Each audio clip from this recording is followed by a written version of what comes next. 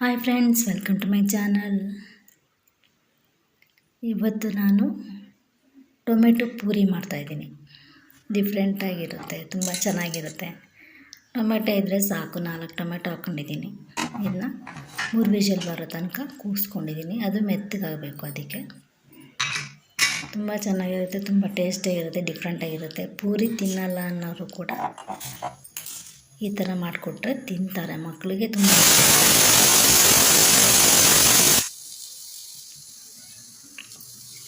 ಮೂರು ಕೂಗಿದ ಮೇಲೆ ಅದು ಸಿಪ್ಪೆ ಸುಲ್ಕೋಬೇಕು. ಇದೇ ಥರ ಆಲೂಗಡ್ಡೆನಲ್ಲಿ ಮಾಡ್ತಾರೆ. ನಾನು ಟೊಮೆಟೊನಲ್ಲಿ ಮಾಡ್ತಾಯಿದ್ದೀನಿ. ಒಳ್ಳೆ ಟೇಸ್ಟ್ ಇರುತ್ತೆ ಇದು. ಇನ್ನೇನು ಮನೇಲಿ ಇದ್ದೇ ಇರುತ್ತಲ್ಲ ಟೊಮೆಟೊ. ಇನ್ನೇನು ಗೋಧಿ ಹಿಟ್ಟು ಇರುತ್ತೆ, ಮೈದಾ ಹಿಟ್ಟೆಲ್ಲ ಇರುತ್ತೆ. ಮೈದಾ ಹಿಟ್ಟು ಬೇಕಿದ್ದರೆ ಹಾಕೋಬೋದು. ನಾನು ಸ್ವಲ್ಪ ಇಲ್ಲಿ ಮೈದಾ ಹಿಟ್ಟು ಹಾಕ್ಕೊಂಡಿದ್ದೀನಿ. ಈಗ ಟೊಮೆಟೊ ಬೆಂದಿದೆ. ಈಗ ಸಿಪ್ಪೆ ತೆಗೆದುಬಿಟ್ಟು ಸ್ವಲ್ಪ ಹೆಚ್ಕೋಬೇಕಿದು. ಇದು ಬೆಂದಿರೋದ್ರಿಂದ ಹೆಚ್ಚೋಕ್ಕಾಗಲ್ಲ, ರುಬ್ಕೋಬೇಕು. ಹಾಗಾಗಿ ಸ್ವಲ್ಪ 2 ಹೋಳು ಮಾಡ್ತಾಯಿದ್ದೀನಿ.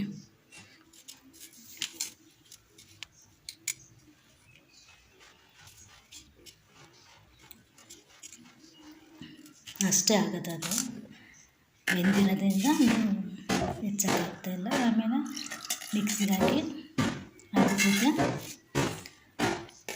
ಈರುಳ್ಳಿ, ಕೊತ್ತಂಬರಿ ಸೊಪ್ಪು, ಬೆಳ್ಳುಳ್ಳಿ, ಹಸಿಮೆಣಸಿನ್ಕಾಯಿ. ಈರುಳ್ಳಿ 1 ತೊಗೊಂಡಿದ್ದೀನಿ, ದೊಡ್ಡ ಸೈಜೇ. ಚೆನ್ನಾಗಿರುತ್ತೆ, ಜಾಸ್ತಿ ಹಾಕಿದರೆ ಏನಾಗಲ್ಲ. ಹಸಿಮೆಣಸಿನ್ಕಾಯಿ 4 ತೊಗೊಂಡಿದ್ದೀನಿ. ಬೆಳ್ಳುಳ್ಳಿ 4 ಎಸಳು, ಕೊತ್ತಂಬರಿ ಸೊಪ್ಪು ನೀವು ಇಷ್ಟ ಹಾಕಿದರೂ ಚೆನ್ನಾಗಿರುತ್ತೆ. ಪುದೀನ ಕೂಡ ಹಾಕ್ಕೋಬೋದು. ನಾನಿಲ್ಲಿ ಪುದೀನ ಹಾಕಿಲ್ಲ. ಆಮೇಲೆ ಹಿಟ್ಟು ಕಲಸೋಕ್ಕೆ ಗೋಧಿ ಹಿಟ್ಟು ಸ್ವಲ್ಪ ಹಾಕ್ಕೊಂಡಿದ್ದೀನಿ.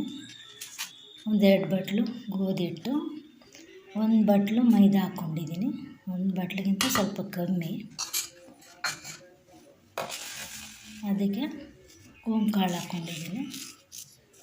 ಜೀರ್ಣಕ್ಕೆಲ್ಲ ಚೆನ್ನಾಗಿರುತ್ತಲ್ಲ, ಒಳ್ಳೇದಲ್ವ. ಅದಕ್ಕೆ ಜೀರಿಗೆ ಕೂಡ ನೀವು ಹಾಕ್ಕೋಬೋದು. ನಾನು ಹಾಕಿಲ್ಲ, ಜೀರಿಗೆ ಪುಡಿ ಹಾಕ್ತಾಯಿದ್ದೀನಿ. ಈ ಖಾರದ ಪುಡಿ ಮತ್ತು ಧನಿಯಾ ಪೌಡರು, ಕಾಳುಮೆಣಸು ಪೌಡರು, ಜೀರಾ ಪೌಡರು ಹಾಕ್ಕೊಂಡಿದ್ದೀನಿ. ಹಳದಿ ಹಾಕ್ಕೊಂಡಿದ್ದೀನಿ ಒಂದು ಸ್ವಲ್ಪ. ಆಮೇಲೆ ಉಪ್ಪು ಹಾಕ್ಕೊಂಬಿಟ್ಟು ಫಸ್ಟು ಬರೀ ಹಿಟ್ಟನ್ನೇ ಮಿಕ್ಸ್ ಮಾಡಬೇಕೆಲ್ಲ. ಫಸ್ಟ್ ಮಿಕ್ಸ್ ಆಗಬೇಕು. ನೀರು ಹಾಕಿದ್ರೆ ಸರಿಯಾಗಿ ಮಿಕ್ಸ್ ಆಗೋಲ್ಲ. ಫಸ್ಟು ಹಿಟ್ಟನ್ನೆಲ್ಲ ಮಿಕ್ಸ್ ಮಾಡ್ಕೋಬೇಕು.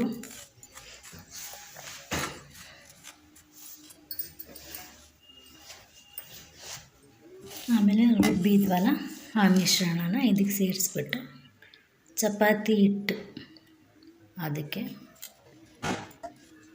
ಉಂಡೆ ಮಾಡ್ಕೋಬೇಕು, ಕಲಿಸ್ಕೋಬೇಕು. ಪೂರಿ ಮಾಡ್ತೀವಲ್ಲ, ಮಾಮೂಲಿಯಾಗಿ ಪೂರಿ ಮಾಡ್ತೀವಲ್ಲ, ಅದೇ ಥರ ಇದನ್ನು ಕೂಡ ಹಿಟ್ಟು ಕಲಿಸ್ಕೋಬೇಕು. ಫಸ್ಟು ಇದು ಎಷ್ಟಾಗುತ್ತೆ ನೋಡಿಕೊಂಡು, ಸಾಲದೆ ಬಂದರೆ ಇನ್ನು ಸ್ವಲ್ಪ ನೀರು ಹಾಕೋಬೋದು. ಇಲ್ಲ ಇದು ಜಾಸ್ತಿ ಆದರೆ ಹಿಟ್ಟು ಹಾಕೋಬೋದು. ಆಮೇಲೆ ಸ್ವಲ್ಪ ಎಣ್ಣೆ ಹಾಕ್ಬಿಟ್ಟು ಒಂದು ಅರ್ಧ ಗಂಟೆ ಬಿಟ್ಟರೆ ಚೆನ್ನಾಗಿ ನೆನ್ಕೊಳ್ತದು.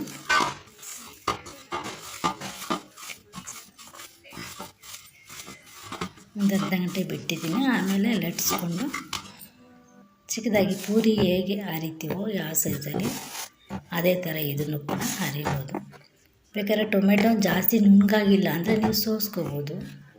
ನಾನು ಜಾಸ್ತಿ ನುಣ್ಣಗೆ ಮಾಡಿದ್ರಿಂದ ನಾನು ಸೋಸ್ಕೊಳ್ಳಲಿಲ್ಲ ಅದು.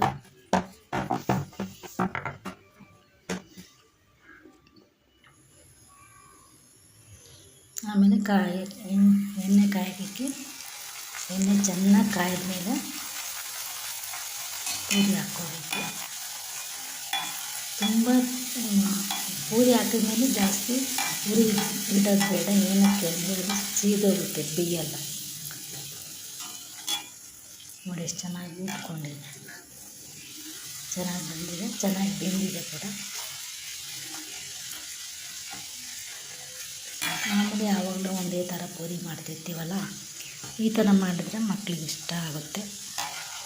ಪೂರಿ ಬೇಡಪ್ಪ ಯಾರು ತಿಂತಾರೆ ಗ್ಯಾಸ್ಟ್ರಿಕ್ ಹಂಗೆ ಹಿಂಗೆ ಅಂತ ಅಂದವ್ರು ಕೂಡ ಇದು ಒಳ್ಳೇದಿದೆ. ಅದು ಓಮ್ ಕಾಳೆಲ್ಲ ಹಾಕಿದ್ದೀವಲ್ಲ ಹಾಗೆ ಇದು.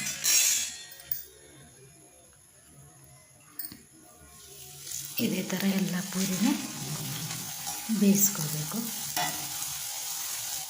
ನಾನಿದು ಫಸ್ಟ್ ಟೈಮ್ ಮಾಡ್ತಾ ಇರೋದು, ನೋಡೋಣ ಅಂತ. ಚೆನ್ನಾಗಿ ಬಂದಿತ್ತು, ತುಂಬ ಚೆನ್ನಾಗಿತ್ತು ಟೇಸ್ಟ್ ಕೂಡ. ಅದೇ ಹೇಳಿದ್ದು 2 ತಿನ್ನೋರು 6 ತಿಂತಾರೆ, ಅಷ್ಟು ಚೆನ್ನಾಗಿರುತ್ತೆ. ಪುಟ್ ಪುಟ್ಟಾಗಿರುತ್ತೆ, ದೊಡ್ಡದಾಗೂ ಇರಲ್ಲ, ಖಾಲಿ ಖಾಲಿ ಅನಿಸಲ್ಲ, ಒಂಥರ ಜಾಸ್ತಿ ಎಣ್ಣೆ ಅನಿಸಲ್ಲ. ಮತ್ತು ಇನ್ನೊಂದು ಎಣ್ಣೆನೂ ಜಾಸ್ತಿ ಕುಡಿಯಲ್ಲ ಇದು, ಎಣ್ಣೆ ಜಾಸ್ತಿ ಕುಡಿಯಲ್ಲ, ಹಾಗಾಗಿ ಅದರಲ್ಲಿ ಎಣ್ಣೆ ಅಂಶನೂ ಇರಲ್ಲ.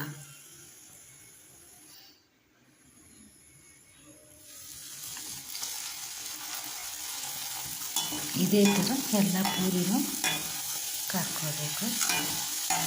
ಆ ಪೂರಿ ನಡ್ಸ್ಕೊಂಡು ಇಟ್ಕೊಂಡ್ಬಿಟ್ರೆ ಒಂದೇ ಸಲ ಕರೆದು ಪೂರಿನ ಬಡಿಸ್ಬೋದು ಊಟ ಮಾಡೋಕ್ಕೆ. ಇದನ್ನು ಅರ್ಧ ಬರ್ಧ ಮಾಡೋಕ್ಕಾಗಲ್ಲ, ಇದು ಹಾಕ್ಕೊಂಡು ಮಾಡ್ತೀವಿ ಅಂದರೆ ಆಗಲ್ಲ. ಫಸ್ಟ್ ಎಲ್ಲ ಅರ್ಧಿಕ್ಕೊಂಬಿಟ್ಟು ಪೂರಿ ಆಮೇಲೆ ಎಣ್ಣೆಯಲ್ಲಿ ಕರಿಬೇಕು. ಈಗ ಆಗಿದೆ ಇದು.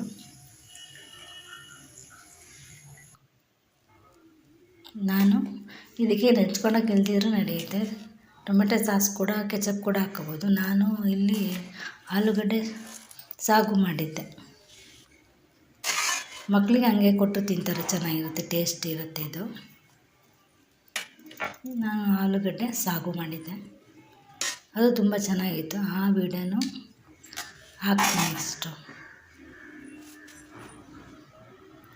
ಹೀಗೆ ನನ್ನ ಚಾನಲ್ನ ನೋಡ್ತಾಯಿರಿ, ಸಬ್ಸ್ಕ್ರೈಬ್ ಮಾಡ್ಕೊಳ್ಳಿ, ಲೈಕ್ ಮಾಡಿ, ಕಮೆಂಟ್ ಮಾಡಿ, ಶೇರ್ ಮಾಡಿ. Thank you for watching.